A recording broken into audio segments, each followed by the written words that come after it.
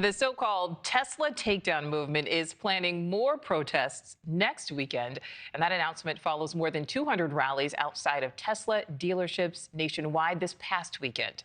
And in Massachusetts, 2 people injured Saturday when they were hit by a vehicle during a protest at a Tesla dealership. In Idaho, a man at a Tesla counter protest, he struck them with his vehicle. He's now facing charges. And the grassroots protest movement targeting Tesla and its CEO, Elon Musk, over his Doge cuts. And of course, Las Vegas, where a judge has now declined to release a man charged with setting fire to several Tesla vehicles. I'd like to welcome in now investigative reporter and anchor David Charnes from our NewsNation affiliate there in Las Vegas. David, great to see you again. We know prosecutors are calling this case there domestic terrorism, saying that the man in custody had an escape plan. What is the latest? Well, hey there, Nicole. So what we know right now is Paul Kim is in custody. That's not because this judge didn't necessarily want to release him, but she said on Friday that she couldn't release him without knowing that he had some kind of supervision.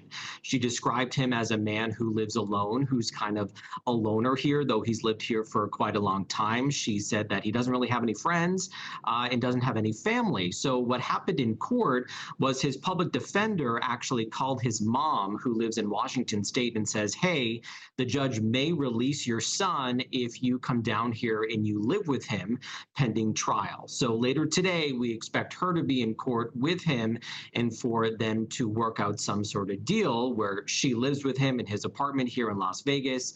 He probably has an ankle monitor of some sort, and then they wait to see what happens here.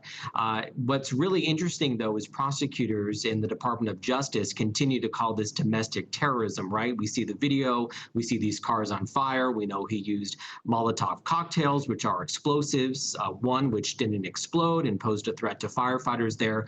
But domestic terrorism isn't actually a charge that prosecutors can charge a person with, and the prosecutors actually made that quite clear. And the judge is sort of weighing right now, well, this happened in the middle of the night, no one was hurt, people could have been hurt, and now she needs to determine, well, is he enough of a threat that I want to keep him behind bars, or do I want his mom to supervise him and keep him in his apartment until these next steps? All right, so David, so this announcement came last week of this man being arrested, taken into custody, included all of these impressive visuals, many of which we're seeing right now. But just talk about the car spotting technology that Las Vegas Metro Police used to track down the suspect. Well, you see the video there, it's quite grainy. When it first came out, you can see someone, obviously you see someone there by the door, you can't see their face. If this is Paul Kim, he did a good job of covering his face and covering his very long beard, which he has. But what was really interesting here is Metro Police tell us they used a lot of technology, a video from more than 700 businesses to track him. And they didn't track him by the way that he looks. You see he has a very distinctive beard there. What they did was they actually tracked his taillights. That's because his sedan had a very distinctive taillight look to it. He was smart enough to remove his license plate.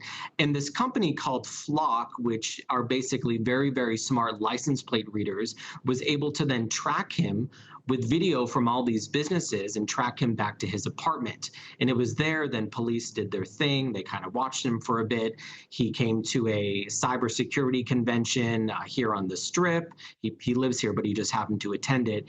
They got DNA from him, and then they were able to match his DNA to some of the unexploded items there at the Tesla Collision Center. So the sheriff's saying a lot of technology played into this. He's certainly right. I did not expect them to get their suspect within a week, and here we are, Nicole. All right, so we will see what happens next. KLAS investigative reporter David Charnes, thank you as always.